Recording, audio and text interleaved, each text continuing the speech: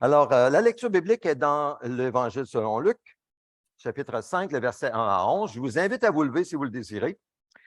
Sinon, écoutons la parole de Dieu.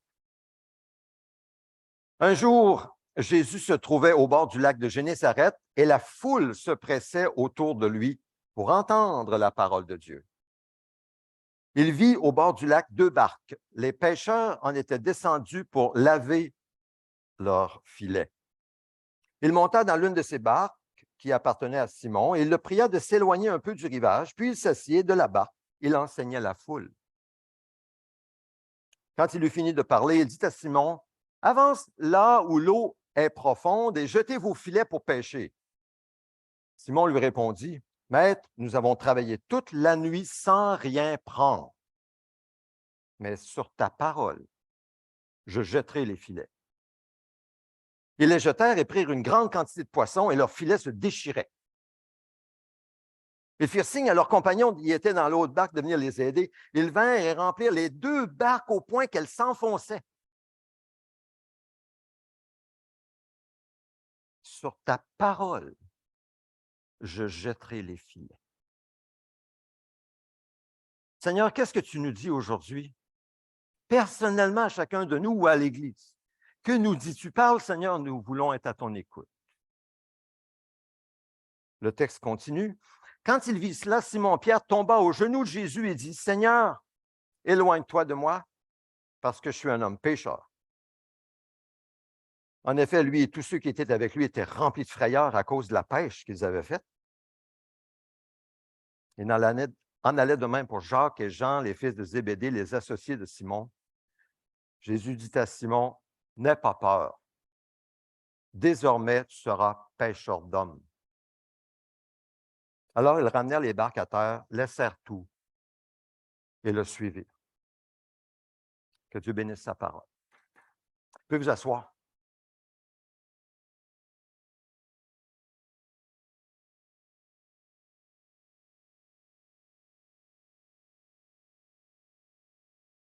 J'apporte un message aujourd'hui basé sur celui de la semaine dernière, où nous avons vu que l'agneau de Dieu a été immolé dès la création du monde. De sorte que les gens de l'Ancien Testament, lorsqu'ils offraient un animal à Dieu, ils regardaient à l'avenir vers celui, l'agneau de Dieu pur et sans tache, qui serait offert pour leur péché. Mais ils offraient des animaux en regardant à l'avance, dans l'avenir, parce qu'il y avait une réalité spirituelle, c'est que l'agneau de Dieu, Jésus, a été immolé depuis la création du monde. C'est dans le plan de Dieu, avant même qu'il crée quoi que ce soit, c'était prévu, c'était voulu que l'agneau, Dieu lui-même, fait homme, soit immolé pour nos péchés. Donc, ça, c'est ce qu'on a vu la semaine dernière. Donc, basé sur cette réalité spirituelle que l'agneau de Dieu a été offert en sacrifice dès la création du monde, Dieu avait prévu un moyen provisoire par lequel les êtres humains pouvaient s'approcher de lui dans leur état de péché. Et ce moyen provisoire, bien, je viens de le dire, c'était l'offrande d'animaux purs. Ils recevaient la grâce de Dieu pour le pardon de leurs péchés en offrant un animal, mais ce n'était pas l'animal, c'était en regardant vers l'agneau de Dieu qui allait être sacrifié pour leurs péchés. C'était Jésus qui allait s'offrir volontairement, lui, pur et sans tache, l'agneau pur et sans souillure. Dieu le Fils unique, une fois pour toutes, sur la croix du Calvaire. Aujourd'hui, nous sommes après la venue de Jésus, après la croix et la résurrection, nous regardons vers le passé, mais pour la même réalité de l'agneau de Dieu immolé pour nos péchés. Voici notre espérance bénie. La vraie espérance, c'est qu'un jour, Jésus, qui a écrasé la tête du serpent lorsqu'il est mort à la croix, il a vaincu le péché, il a vaincu la mort par sa résurrection, et Satan a percé son talon tel que Dieu l'avait annoncé dans Genèse 3,15. Un jour, Jésus va revenir en gloire sur les nuées pour écraser de façon définitive et tangible la domination de Satan et du diable sur la terre. Définitif. Ce sera définitif. C'est cela notre espérance bénie en tant que chrétien. Donc, dès le début de la création, dès le début, on a vu qu'il y avait la lignée pieuse d'Ève et la lignée rebelle de Satan. Il y avait la lignée pieuse d'enfants obéissants comme Abel, et il y a eu la lignée rebelle d'enfants désobéissants comme Caïn. Et avec Abel, cette lignée pieuse s'est propagée jusqu'à Seth, S-E-T-H, et puis jusqu'à Noé qui a bâti une arche en obéissance à Dieu. Mais, comme je l'ai dit, il y avait aussi la lignée rebelle, une lignée désobéissante à Dieu, volontairement désobéissante et rebelle, qui s'est propagée par Caïn. Et avec cette descendance rebelle, s'est propagé le mal sur la terre jusqu'au déluge. Le fait que l'hostilité n'existerait pas seulement entre Satan et Ève, mais qu'elle se poursuivrait également entre leurs descendants respectifs, c'est le premier indice que la chute ne serait pas résolue à court terme. On a vu que Ève a peut-être cru que Caïn, quand elle a dit « J'ai donné naissance à un homme, l'Éternel » dans le texte hébreu, que ce ne serait pas lui qui serait le sauveur, l'agneau immolé depuis. Non, c'était tout le contraire.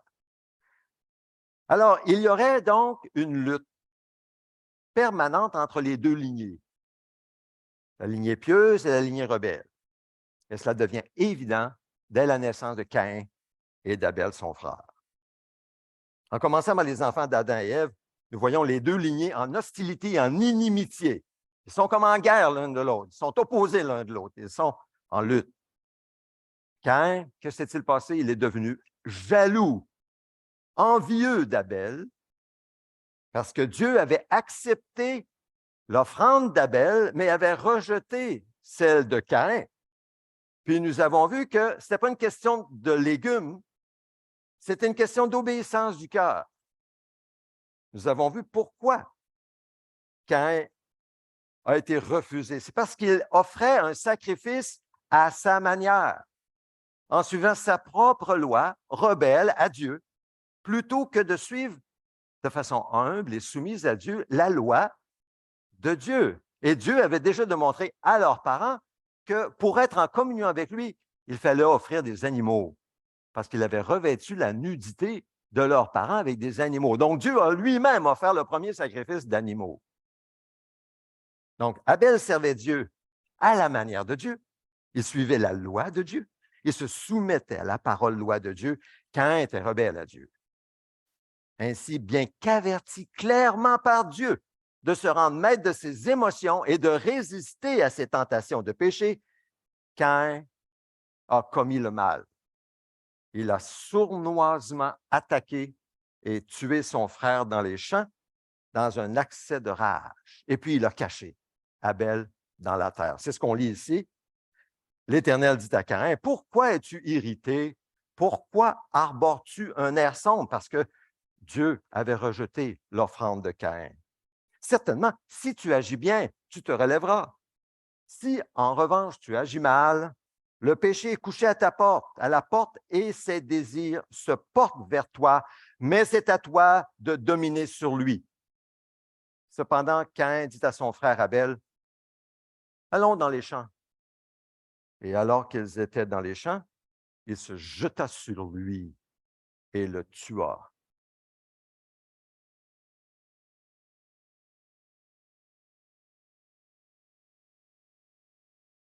Notez bien la solution de Dieu pour vaincre la colère et la déprime dans ce texte. La voyez-vous?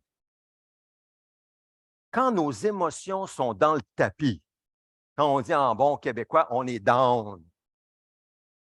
Quelle est la solution de Dieu pour sortir de cet état de colère et de déprime dans ce texte? Voyez-vous? Est-ce que quelqu'un pourrait suggérer une réponse? Parlez assez fort pour que je puisse vous entendre. Hmm? Oui, mais comment est-ce qu'il va dominer sur le péché qui est à ses pieds? Comment va-t-il le dominer? Bien agir. Remarquez, c'est une question d'action et non de parole ou de réflexion. C'est agir. Agis bien. Qu'est-ce qu'il dit? Si tu agis bien, tu te relèveras. Il ne lui dit pas, fais un homme de toi. Tu connais la vérité. Tu la connais, la vérité. Ou si tu ne sais pas, je vais te la répéter. Il ne répète pas la vérité. Non, non. Il dit, si tu agis bien, c'est-à-dire si tu agis selon la vérité que tu connais, tu te relèveras. En d'autres mots, repens-toi, Caïn, offre-moi le sacrifice que j'ai prescrit de m'offrir. Arrête de faire à ta tête, à ta manière. Caïn, fais comme je t'ai dit de faire pour rétablir une relation avec moi. Si tu agis bien, tu te relèveras. Alors, essayons un peu de mettre en application dans nos vies. Qu'est-ce que cela implique? Quand ça ne me tente pas de payer mon hypothèque et ses intérêts, mes taxes et mes impôts, ça ne me tente pas de payer mes contraventions ou quoi que ce soit que je dois à quelqu'un plus riche que moi, je le fais quand même. Quand ça ne tente pas de rendre service à quelqu'un qui, à mes yeux, ne le mérite pas, mais est dans le besoin, de prendre du temps pour aider une autre personne lorsque je pourrais me reposer à la maison, puis j'ai toutes les justifications pour me reposer, faire du sport, m'occuper de mes propres affaires, j'ai encore des choses à faire. Je le fais quand même. Quand cela ne me tente pas de prendre du temps avec ma femme pour l'écouter avec patience, sans l'interrompre et la soutenir dans ses émotions, je l'écoute jusqu'au bout quand même. Sans parler de ce que mon épouse fait pour moi quand ça ne lui tente pas. Parce que je pourrais bien parler de cela aussi. Quand ça ne me tente pas, voyez-vous, quand ça ne me tente pas et que je vois bien que Dieu veut que je le fasse, je le sais. Je le fais quand même, puis ça ne le tente pas. Je pense que ça, c'est des applications de ce que ça dit là. Ce style de vie, et je dis bien, ce style de vie vécu par la foi et non les émotions, quand cela nous tente ou non, nous aide à prendre le dessus sur la colère et la dépressivité dans nos vies, ou la déprime. La déprime dans nos vies, qui se manifeste par des variations d'humeur, des sensations de tristesse, de vide, des coups de blues, comme on dit, et qui appartiennent à la capacité dépressive normale de l'humain selon la clinique E-Santé. La bénédiction de Dieu est directement proportionnelle à notre obéissance à sa parole-loi qu'il nous a révélée dans la Bible, et nous le faisons par la force de son esprit. Et quand on a la bénédiction de Dieu, on est bien. La colère s'estompe et la déprime aussi. C'est une clé qu'on voit là, c'est très pratique. Et Dieu le dit à Caïn. Donc Dieu, il ne condamne pas Caïn, il veut qu'il revienne. Il veut qu'il se reprenne. Agis bien, relève-toi. Agis selon ce que je t'ai révélé. Certainement, si tu agis bien, tu te relèveras. Certainement, il lui assure qu'il va se relever. Il n'y aura plus de colère, il n'y en aura plus de déprime. En d'autres mots, si Caïn avait bien agi, s'il s'était repenti de sa manière d'adorer et de servir Dieu, pour croire et suivre Dieu à la manière de Dieu, selon sa parole, il se serait relevé. Sa tristesse aurait disparu. Sa colère aussi, parce que Dieu aurait accueilli favorablement ses offrandes en animaux purs sur l'autel. Mais malheur des malheurs, Caïn n'a pas obéi. Il a désobéi volontairement. Il s'est entêté. Et sa colère s'est développée en lui comme une plante empoisonnée dans son cœur, son esprit, jusqu'au point où il a souhaité la mort de son frère. Et plutôt que de repousser ces idées mauvaises lorsqu'elles sont venues dans son esprit, il les a méditées jusqu'à former un plan pour isoler son frère de ses parents afin d'être libre pour le tuer. Caïn s'est laissé dominer par sa colère et son envie et son amertume. Il s'est laissé dominer qui l'ont finalement poussé à commettre un meurtre, le meurtre de son propre frère. Alors, cette hostilité s'est étendue à toute la descendance de Caïn, telle que nous lisons dans Genèse chapitre 4. Et à la 7e génération de la lignée de Caïn, 7e, qui, voyons-nous, Lémec. Lémec, qui était aussi un meurtrier, et même pire encore que Caïn. Prochaine diapo, non, on ne le voit pas dans la prochaine diapo, non. Alors, qu'est-ce qu'on lit dans Genèse 4, verset 23, au sujet de Lémec? C'est que dans son orgueil et son arrogance, regarde, sentez l'arrogance de ce texte que je vais lire. Lémec dit à ses femmes, Ada et Tsila, écoutez-moi, femmes de Lémec, prêtez attention à ce que je dis. C'est que j'ai tué un homme pour ma blessure et un enfant pour ma contusion. Si Caïn est vengé 7 fois, Lémec le sera 77 fois. Quelle arrogance, quel orgueil. 7e génération d'une descendance rebelle à Dieu. Qu'est-ce qui se passe ici? Ça veut dire que la corruption du péché, lorsqu'on lui donne libre cours, comme Caïn a fait, s'approfondit dans le cœur des enfants et des petits-enfants, à moins qu'il y ait un changement. Et si on suit le père, le grand-père qui a agi aussi mauvais que Caïn, alors on voit ce qui se passe avec Lémec. La lignée de Caïn est clairement la descendance spirituelle de Satan, le serpent mentionné dans Genèse 3,15. Et l'apôtre Jean l'a souligné dans sa lettre en disant « N'imitons pas Caïn ». Parce que s'il dit « N'imitons pas Caïn », c'est parce que c'est possible d'imiter Caïn. Mais il le dit « N'imitons pas Caïn, il est du mal ou du mauvais du diable. » Il descendait de lui. Hein? Il a tué son frère. Pourquoi l'a-t-il tué? Parce que quoi? Sa manière d'agir était mauvaise, tandis que celle de son frère était juste. Remarquez-vous la grande différence? Hein? La différence fondamentale entre la descendance de Satan ou du mauvais et la descendance pieuse de ceux qui respectent Dieu. Vous le voyez, hein? Manière d'agir. Parce que ce n'est pas écrit dans le front. On ne le voit pas. La grande différence entre la manière d'agir des personnes et non les paroles de ces mêmes personnes. On ne peut pas se fier aux paroles. On ne peut vraiment pas se fier aux paroles ou aux apparences. Pas parce que quelqu'un, je n'ai pas ma Bible avec moi, promène avec une grosse Bible, qu'il est nécessairement digne de confiance. Vraiment pas. C'est les apparences. Faisons très attention aux apparences, ou aux paroles, ou aux discours. Attention à ce qui frappe les yeux. Attention à ce qui frappe les oreilles. Surtout sur Internet. Faisons très attention.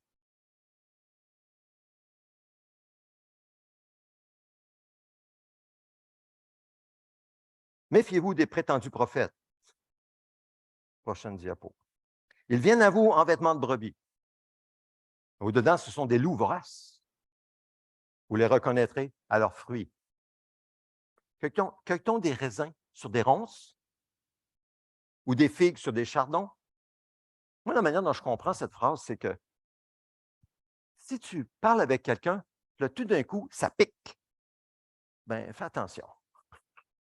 On ne cueille pas des raisins sur des ronces. Si, en parlant avec quelqu'un, tu te sens blessé, humilié, méprisé, ça te blesse à l'intérieur. Tu ne comprends pas pourquoi. Pourtant, les paroles sont bien bibliques. Tout est bien beau, tout est bien correct. Mais à quelque part, dans son attitude, dans son comportement, dans sa présence, tu sens que ça te fait mal, ça te descend, ça t'humilie. Tout le contraire de ce que Jésus est. Alors, prends garde. Je ne dis pas, commence à le traiter de faux prophète. Non, non, non, non, non, non, non, fais pas ça. Tu ne sais pas. Fais attention aux affaires. Mais ça donne une petite lumière rouge. Il y a une lumière qui allume. Attention. Attention. On ne cueille pas des raisins sur des ronces. Tout bon arbre porte de bons fruits, mais le mauvais arbre porte de mauvais fruits. Un bon arbre ne peut pas porter de mauvais fruits. Un mauvais arbre porter de bons fruits. En d'autres mots, on peut très bien imiter par des paroles les bons fruits, mais on peut très bien tromper par nos paroles un mauvais cœur, mais on ne peut pas par nos fruits tromper. Les fruits, c'est ce qui reste, c'est l'attitude, ce sont les actions, les manières d'agir, les actions. Tout arbre qui ne produit pas de bons fruits est coupé et jeté au feu. C'est donc à leurs fruits que vous les reconnaîtrez.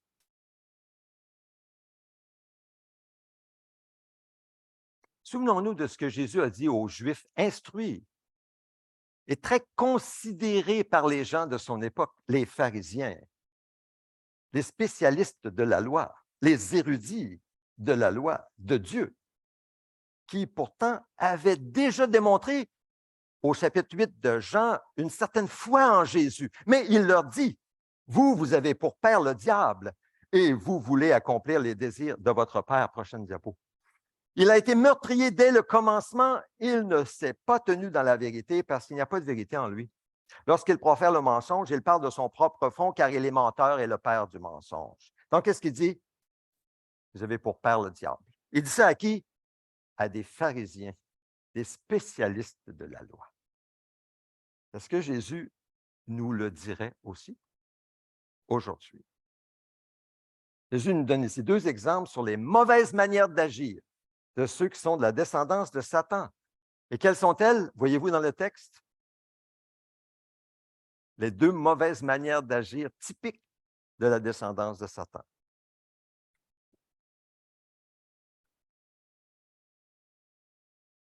Quelqu'un veut risquer une réponse?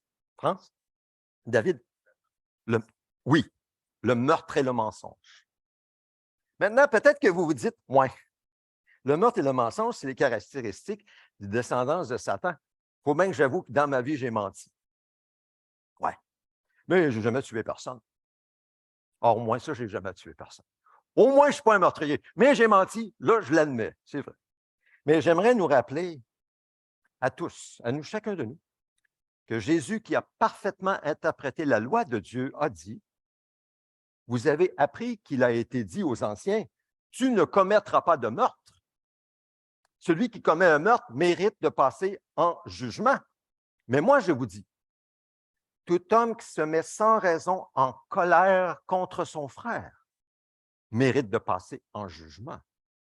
Celui qui traite son frère d'imbécile mérite d'être puni par le tribunal et celui qui le traite de fou mérite d'être puni par le feu de l'enfer.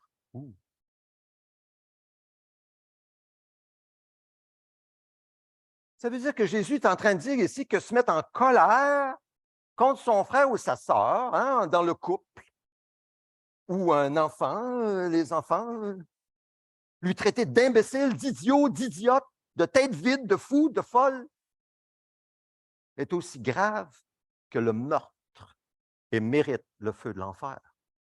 Ouh, j'aime pas ça. Je commence à me sentir un peu inconfortable. Et pour que nous ne nous fassions pas d'illusions sur nous-mêmes, Jean, dans sa première lettre, a ajouté « Tout homme qui déteste son frère est un meurtrier. » Et vous savez qu'aucun meurtrier n'a la vie éternelle en lui. Il ne mâche pas ses mots. Évidemment, les meurtriers, ce sont les autres. Hein? Cette semaine, j'ai acheté encore quelque chose sur Marketplace. Et en me dirigeant vers l'endroit, c'était pas loin de chez nous, j'étais content. 8 minutes. Et là, je lui ai prié.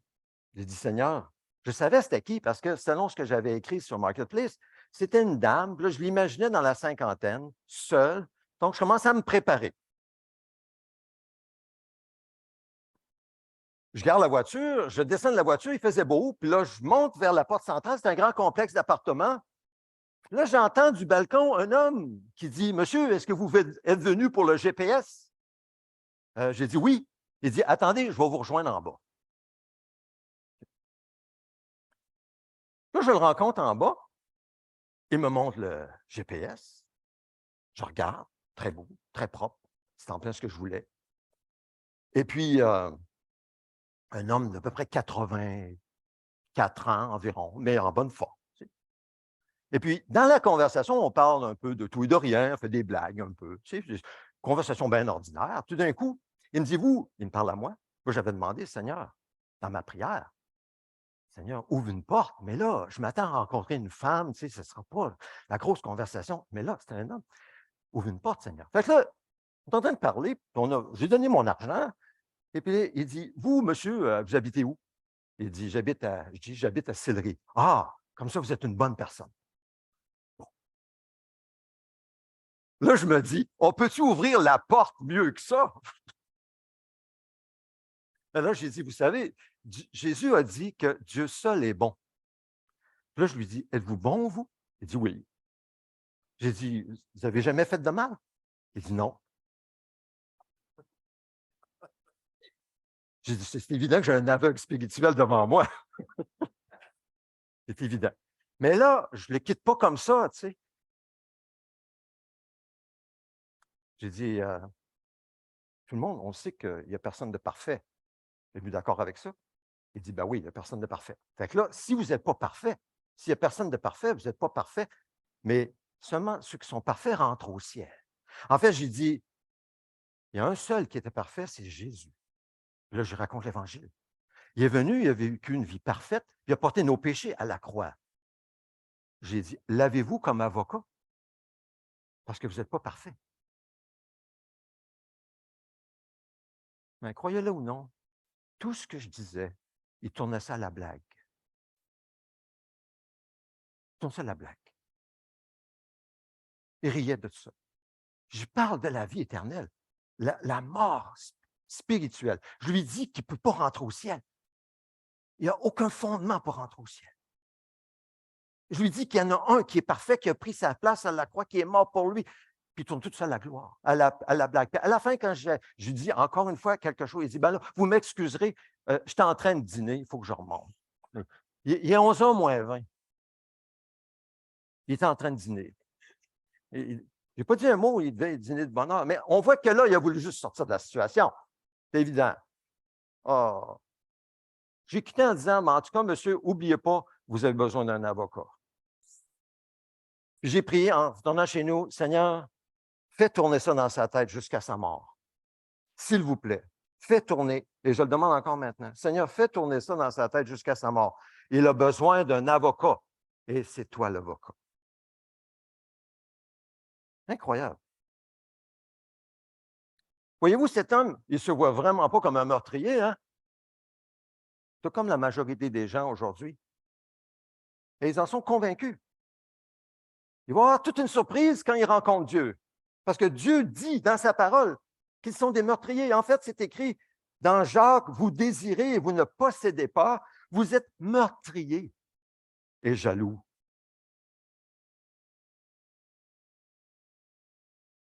Il dit ça à des gens qui convoitent, qui cherchent à avoir, à rencontrer les passions, les désirs de la chair. Il demande, il ne possède pas. Et là, il dit, vous êtes meurtriers, jaloux. Comme qui? Caïn. Et vous ne pouvez rien obtenir, vous avez des luttes et des conflits. Vous ne possédez pas parce que vous ne demandez pas. Et là, le texte continue. Vous demandez mal en vue de satisfaire vos convoitises. Quoi, pasteur? Es-tu en train de dire que je suis un meurtrier? Ce n'est pas moi, c'est l'Écriture qui le dit. Et rassure-toi, je suis comme toi. Pareil. C'est très important pour nous de saisir qu'il n'y a aucun péché, incluant le meurtre, que nous ne pourrions pas commettre. Il faut vraiment saisir cela, c'est très important. Il n'y a aucun péché, incluant le meurtre, que nous ne pourrions pas commettre. La corruption du péché avec la faiblesse et la lâcheté de notre chair est capable de toutes sortes de mal. Toutes sortes de mal. Placez chacun de nous sous une grande pression, dans des circonstances dangereuses pour notre vie. Donnez-nous des occasions de commettre des péchés, que ce soit des mensonges flagrants ou des vols ou même des meurtres, et nous sommes capables de les commettre. J'en ai aucun doute. Aucun doute. C'est pourquoi nous avons tant besoin de Jésus. Manquez pas ça. C'est pour ça qu'on a besoin de Jésus. Et ça presse. Jésus est venu pour détruire les œuvres du diable dans nos vies. Il est venu pour cela.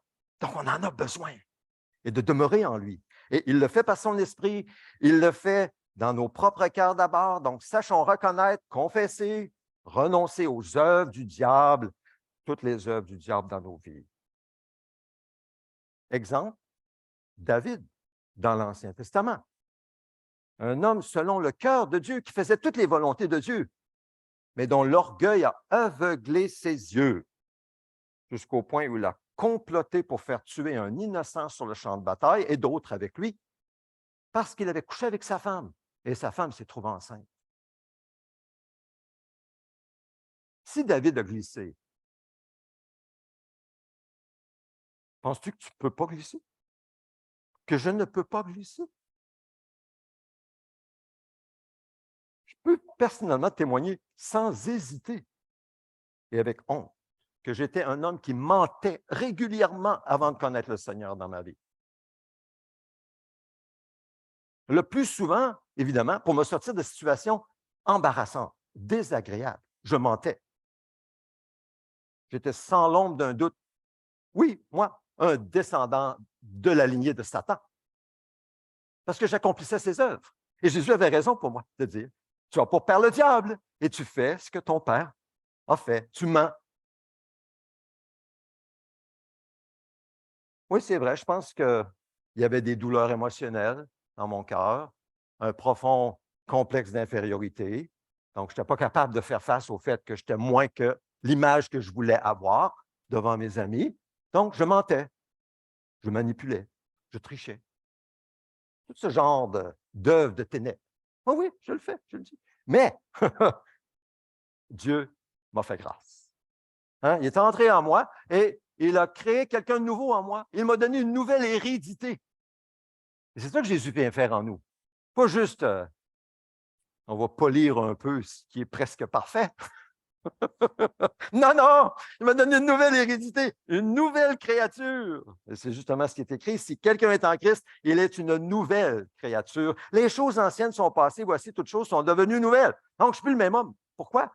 Pas à cause que je suis amélioré. Non, c'est Christ en moi. Donc, à 20 ans, j'ai reçu l'Esprit de Jésus, qui est la vérité. Et la vérité m'a rendu libre. Libre du mensonge, libre du faux semblant. Et ça ne s'est pas fait du jour au lendemain. Ah non, non, non, ça s'est fait avec l'Esprit de Dieu qui me montrait. Ah, Claude, oups, faisait un petit oups, je viens de dire un mensonge. Oups. Là, tu commençais à les voir. Oh Seigneur, pardon, je te demande pardon. Oh Seigneur, puis là, tranquillement. Il m'a libéré, lentement mais sûrement, des faux semblants, des manipulations, des tricheries, je dirais même du meurtre. Je n'ai jamais commis de meurtre. Merci Seigneur, libre du péché. Et il continue à me rendre libre. C'est pas fini. Il continue à me rendre libre par sa grâce parce que, vous savez, le mensonge dans un cœur mauvais laisse des traces, des sillons, et c'est donc facile de revenir dans nos sillons. Ce n'est pas parce que ça fait 25 ans que je suis pasteur que là, il n'y en a plus de sillons. Ah, ils sont toujours là. Je dois demeurer en Christ. Si je ne demeure pas en Christ, je suis en danger, et vous aussi. Donc, il faut que je fasse attention.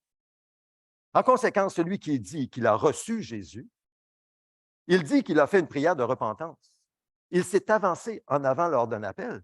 Il est allé à l'Église toute sa vie. Il a lu et relu la Bible plusieurs fois. La personne qui dit qu'il est allé à des conférences, des écoles bibliques, il a peut-être même participé à des voyages organisés en Israël, ou même enseigné la parole de Dieu, peut-être même sur Internet, peut même s'appeler apôtre ou docteur de l'Église, peu importe ce qu'il dit, ça ne prouve pas par là qu'il est un enfant de Dieu. Tout simplement. Il peut être encore un descendant de Caïn. Il n'est peut-être pas né de nouveau. S'il ne porte pas de fruits nouveaux, de bons fruits, qui prouvent son changement de cœur, il est toujours le même vieux descendant du diable et doit naître de nous. Jean dira dans sa lettre, je vais aller un peu plus rapidement ici, je vois que l'heure file, celui qui pratique le péché est du diable, le diable pêche dès le commencement. C'est pour détruire les œuvres du diable que le Fils de Dieu est apparu. Donc, il ne faut pas s'étonner si on voit des beaux parleurs, petits faiseurs. Et surtout, comme je dis encore, sur Internet, Jésus en a parlé dans la parabole de la mauvaise herbe. Je ne la lirai pas. Vous pourrez la lire plus tard si vous voulez. C'est dans Matthieu chapitre 13, versets 37 à 39. Maintenant, évidemment, ça ne veut pas dire qu'on doit se méfier de tout le monde.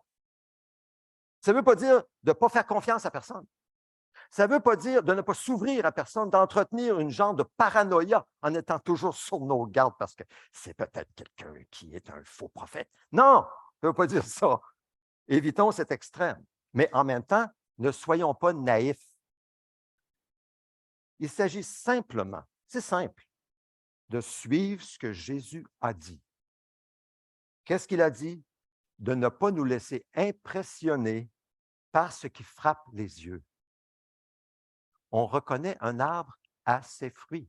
On prend le temps avant de juger, attend de voir les fruits, à sa manière d'agir, son attitude marquée d'humilité et de douceur, à sa conduite.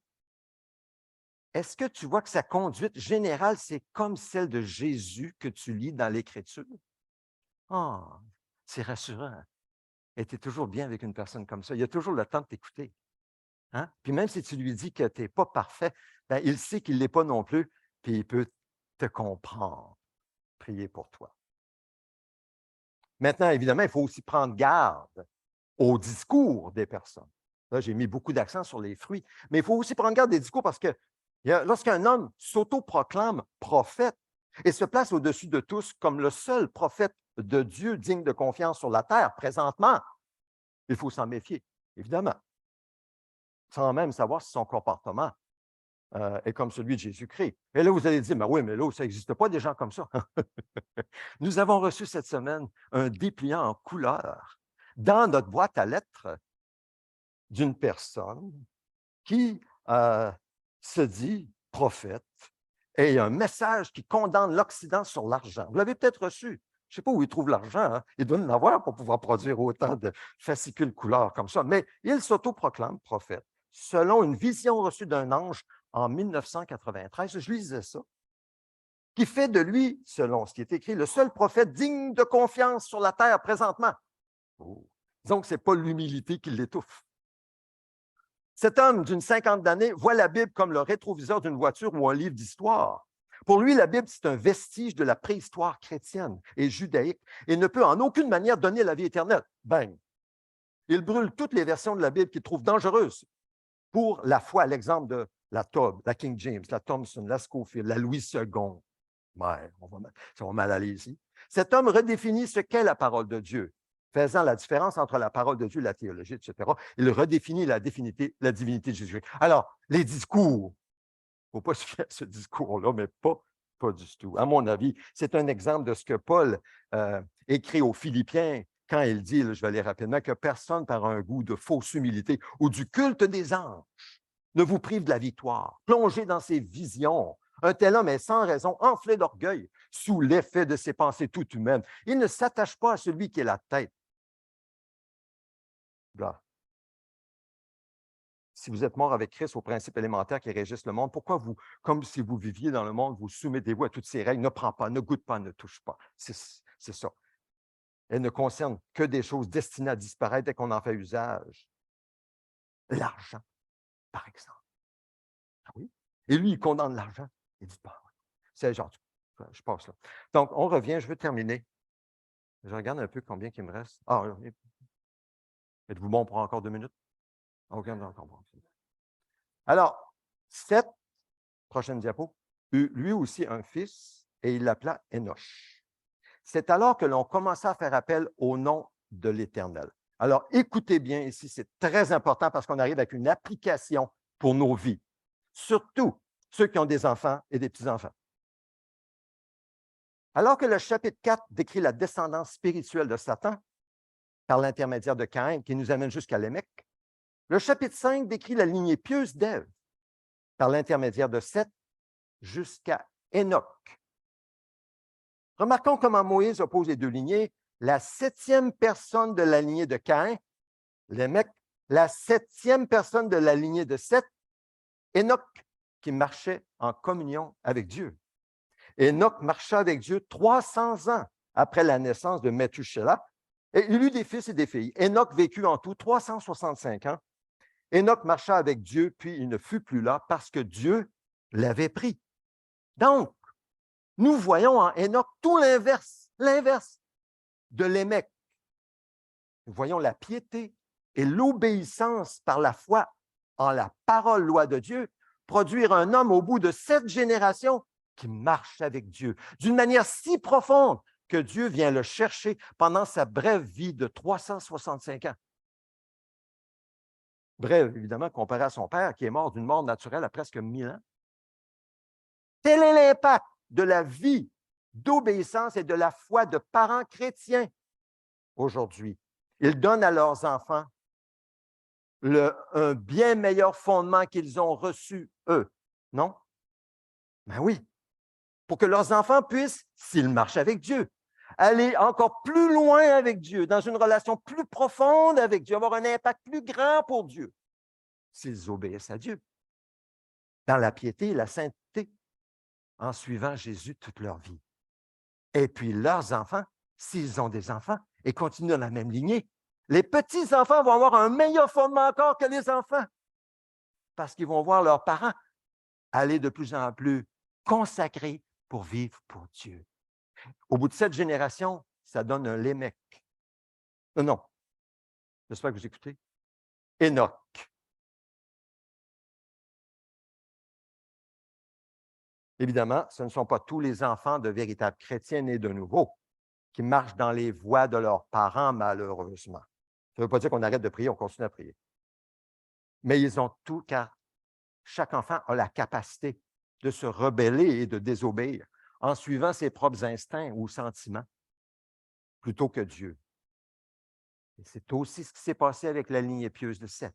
Donc, ce n'est pas tout le monde qui a suivi la lignée pieuse de Seth, même si, de façon génétique, ils sont nés de lui. Au fil des générations, donc, non seulement toute la lignée de Caïn, mais aussi une grande partie de la lignée de Seth devinrent méchants aux yeux de Dieu, qui regretta d'avoir créé des êtres humains sur la terre. Et on lit dans Genèse 6, « L'Éternel vit que les hommes commettaient beaucoup de mal sur la terre et que toutes leurs pensées, les pensées de leur cœur se portaient constamment et uniquement vers le mal. » Et ça, c'est ce qu'on va voir la semaine prochaine dans la suite de ce que Dieu fait dans l'histoire de la rédemption. En conclusion, quelles leçons pouvons-nous tirer de tout cela? Sinon que le péché devient rapidement plus mauvais s'il n'est pas contrôlé, s'il n'est pas restreint. Et la grâce peut se multiplier, à l'inverse, de génération en génération, si la foi est enseignée et pratiquée par les enfants, par les parents aux enfants, aux petits-enfants. Alors que Satan continue à attiser et perpétuer le mal à travers la race humaine, Dieu nous dit que le problème ne se limitait plus au diable, là, c'était la corruption du péché qui faisait ce travail.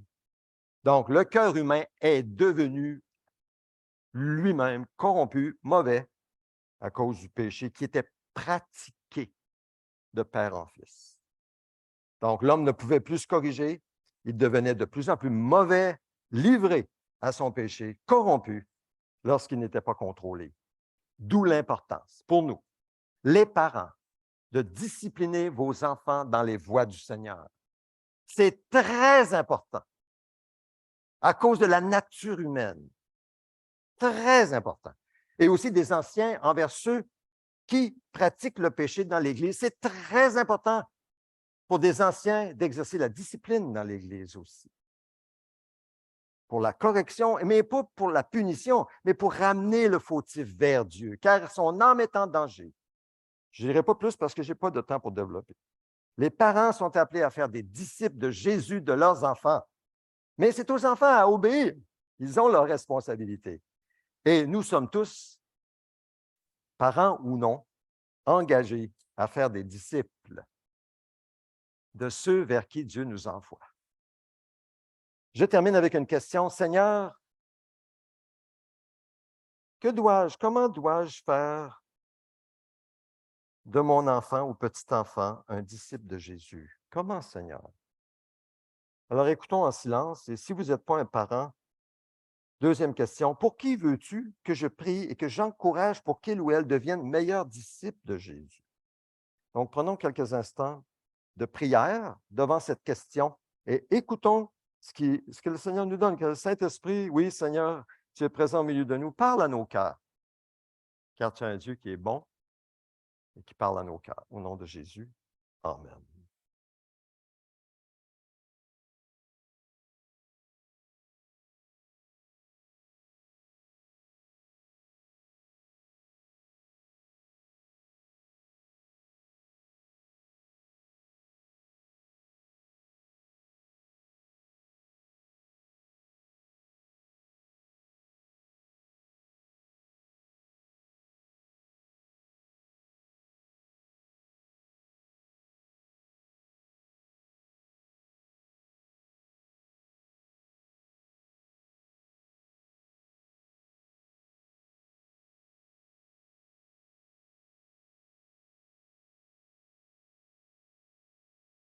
Approchons-nous de Jésus avec la table de communion. C'est le moment de prendre un moment de silence pour confesser nos fautes.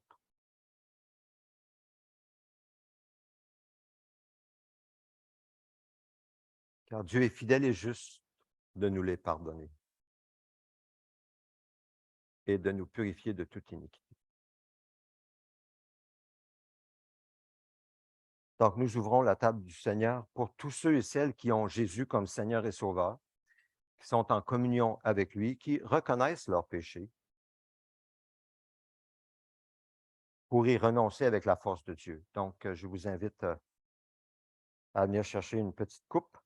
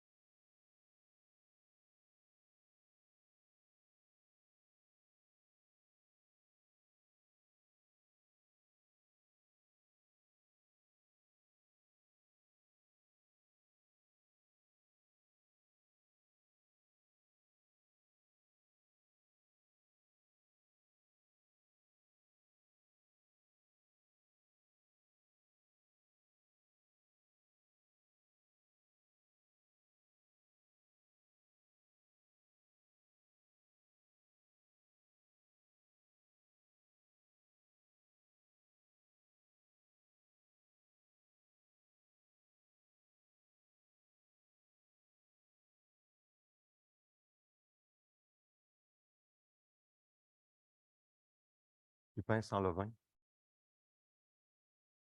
Et il a dit à ses disciples, prenez, mangez. Ceci est mon corps qui est rompu pour vous. Recevez la valeur de ma mort à la croix pour vos péchés. Il n'a pas dit ça comme ça, mais c'est ce qu'il voulait dire. Afin que vous ne soyez plus des descendants de Caïn, du diable, mais que vous soyez des descendants pieuses des enfants de Dieu. Alors, prenons-en tous. Mangeons.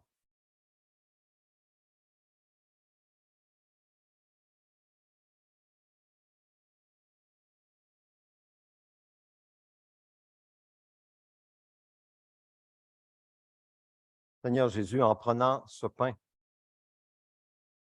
nous communions avec ton corps en esprit, ton corps crucifié, immolé, offert en sacrifice à Dieu, toi l'agneau de Dieu pur et sans tache pour nos péchés.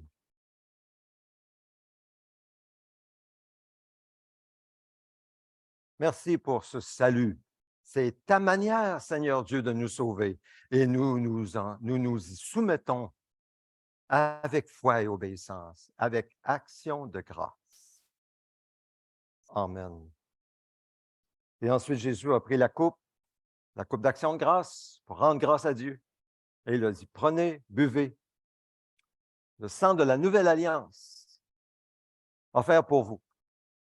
Faites ceci en souvenir de moi. Prenons-en tous.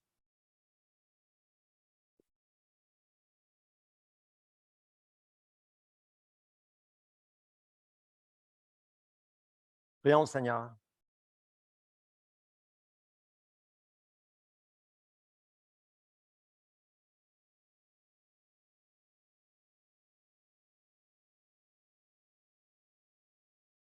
Notre Père céleste, c'est en Jésus-Christ que nous nous approchons de toi, recouverts de la justice de Jésus. Merci de nous accueillir et de faire de nous tes enfants. Merci de nous habiter par ton esprit, même de faire un avec nous. Et nous prions, Seigneur, comme Jésus a prié dans la chambre haute, que nous soyons un, comme Jésus et le Père forment un, que nous soyons aussi un avec toi et ensemble, afin que le monde croie que Jésus, tu viens du Dieu. Afin, Seigneur, que ce monde qui tourne au ridicule, la parole de Dieu et tout ce qui concerne la gravité du péché, la mort sur la croix, Seigneur, afin qu'ils puissent avoir, par ta grâce, d'être saisis et de croire que ce n'est pas une blague, que tu es vraiment venu pour nous sauver, afin de nous offrir la vie éternelle, car il n'y a pas que cette vie ici-bas. La vie éternelle, la transformation de nos êtres. Seigneur, nous regardons à ton retour. Bien sûr, viens, Seigneur Jésus. Quand, Père, lorsque tu auras décidé que Jésus revienne, il reviendra. Mais d'ici là, Seigneur, puisses-tu nous trouver occupés à te servir, là où tu nous places, à être ta lumière, en étant en communion avec toi, le sel de la terre, à semer ta parole ici et là, en priant sans cesse, pour avoir la joie, Seigneur, que tu nous utilises comme bon te semble, avec qui tu veux, pour créer de nouvelles créatures en Jésus-Christ. Seigneur, nous nous remettons entre tes mains, nous remettons nos corps, nous remettons nos cœurs, nous remettons nos besoins, tous nos besoins. Seigneur, tu les connais infiniment, connaissant de tout ce que nous avons besoin. Pourvois, Seigneur, pour la gloire de ton nom, et libère-nous de tout souci, de toute inquiétude, afin que nous puissions te servir sans crainte, aujourd'hui et maintenant. Soutiens, Seigneur, ceux qui souffrent parmi nous dans leur corps, leur cœur. Soutiens, réconforte, fortifie, encourage, de sorte que même dans des circonstances très difficiles, ils reçoivent ton réconfort qui fait leur joie et leur témoignage. Nous te le demandons au nom de Jésus. Amen. Je vous invite à vous lever avec moi pour prier de notre Père. Prions. Notre Père céleste, que la sainteté de ton nom soit respectée, que ton règne vienne, que ta volonté soit faite sur la terre comme au ciel. Donne-nous aujourd'hui notre pain quotidien. Pardonne-nous nos offenses, comme nous aussi nous pardonnons à ceux qui nous ont offensés. Ne nous expose pas à la tentation, mais délivre-nous du mal et du malin. Car c'est à toi qu'appartiennent dans tous les siècles le règne, la puissance et la gloire. Amen. Ô Dieu, nous te désirons de tout notre cœur. Fais de nous une Église interculturelle, renouvelée et en santé. Viens, transforme-nous de sorte que nous devenions des disciples centrés sur Christ, dynamisés par l'Esprit, axés sur la mission et capables de nous multiplier partout. Suivons Jésus avec passion, un pas à la fois. Prions, allons, soutenons, faisons des disciples de toutes les nations. Vous pouvez vous asseoir pour terminer avec quelques annonces. Alors, l'Église Maison du Centre se réunit chez Georges ce vendredi. Alors, l'adresse est là. S'il vous plaît, confirmez votre présence auprès de Georges, qui est à la porte. Merci, Georges, de nous accueillir pour l'Église Maison du Centre. Mardi midi, en prière, ici, sur Zoom aussi également, nous ouvrons les portes de l'Église de 1h à 2h15. Alors, même si vous ne pouvez pas venir avec nous, priez le Seigneur que le Seigneur lui-même amène des gens à qui je peux partager l'Évangile en leur montrant les vitraux qui sont ici. Ça fait plusieurs fois que je le fais cet été et je veux le faire encore ce mardi. Mercredi soir, rappel la prière sur Zoom. Ma rencontre préférée. J'hésite pas pour le dire. Si vous pouvez être là, faites l'effort d'être là. L'étude biblique prend pause pour cet été, donc jusqu'en septembre. Anniversaire de naissance cette semaine, Daniel Junior Chami, demain 14 août. Jenko, mercredi 16 août. Et Marc, vendredi 18 août. Alors, Marianne, à toi la note. Deux anniversaires. Sois fidèle à Jésus, que Dieu te bénisse, que tu grandisses en lui. Amen. Amen. Et anniversaire de mariage de Chantal et Pierre-Serge Tremblay. Alors, je vous invite à vous lever pour la bénédiction, et nous terminons ainsi, sous la bénédiction de Dieu. Dieu dit dans Ézéchiel, « Je ferai d'elle et des alentours de ma colline une source de bénédiction. J'enverrai la pluie au moment voulu. Ce seront des pluies de bénédiction. » Alors, je pense que cet été, on a beaucoup ce rappel ici sur Québec. Oui, Seigneur, que la pluie nous rappelle les pluies de bénédiction dont nous avons tant besoin, nous, ton peuple, et ceux que tu appelles à toi. Au nom de Jésus. Amen.